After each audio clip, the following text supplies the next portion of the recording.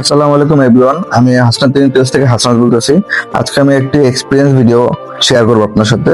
তো ভিডিওটা হলো আমার অনেক পছন্দের একটি বাইক। এই পর্যন্ত আমি প্রায় 9টার মতন বাইক ইউজ করছি, আর রয়্যাল এনফিল্ড হলো আমার সবচেয়ে পছন্দের বাইক।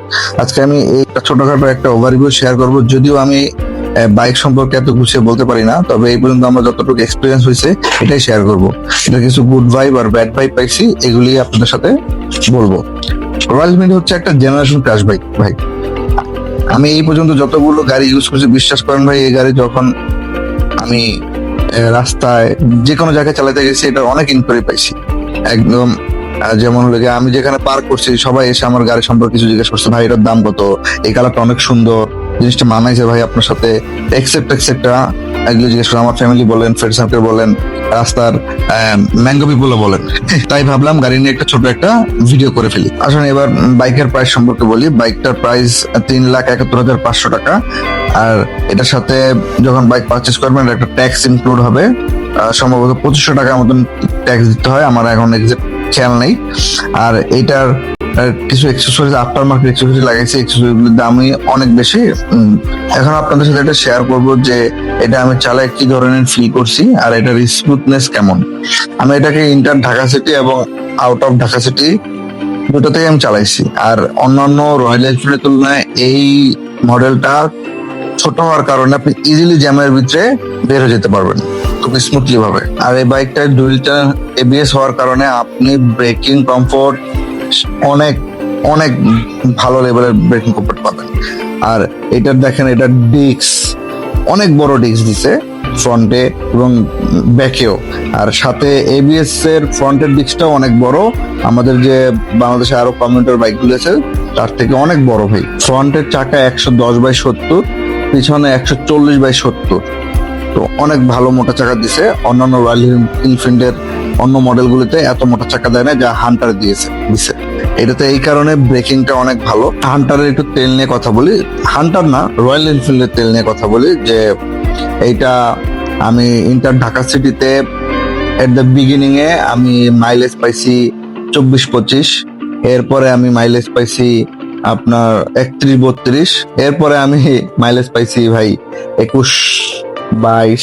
হ্যাঁ, আমি জানি না কেন এটা এরকম মাইলেজ। হ্যাঁ বুঝলাম, 350 অনেক বড় ইঞ্জিন, মাইলেজটা যদি এটা আরো বাড়ে মানে অ্যাটলিস্ট 30-35। রয়্যাল এনফিল্ডের চাবিটা অনেক প্রিমিয়াম ভাই, অনেক প্রিমিয়াম, যেটা আমাদের R15 ভার্সন 4, MT-15 এইসব বাইকগুলোতে এরকম প্রিমিয়াম চাবিগুলি দেয়।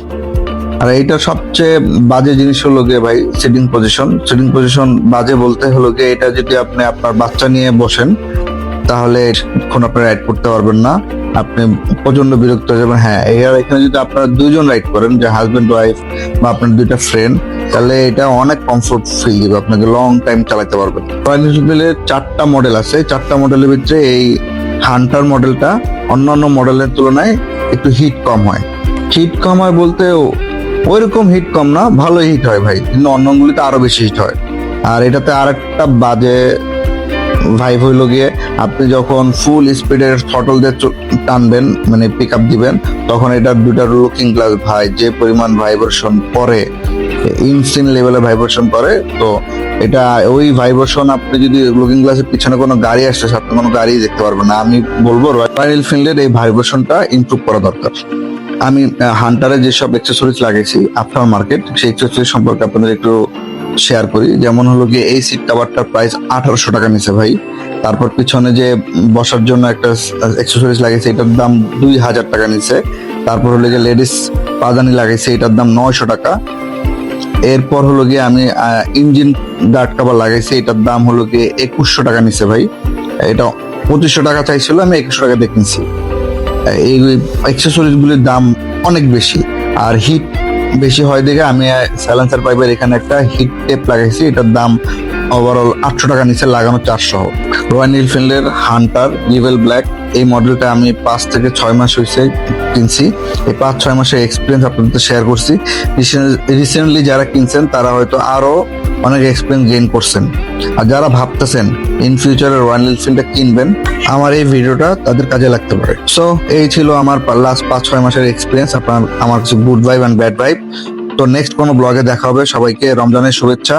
আল্লাহ সবাইকে রমজানের রোজা রাখার তৌফিক দিন। আল্লাহ হাফেজ, টেক কেয়ার।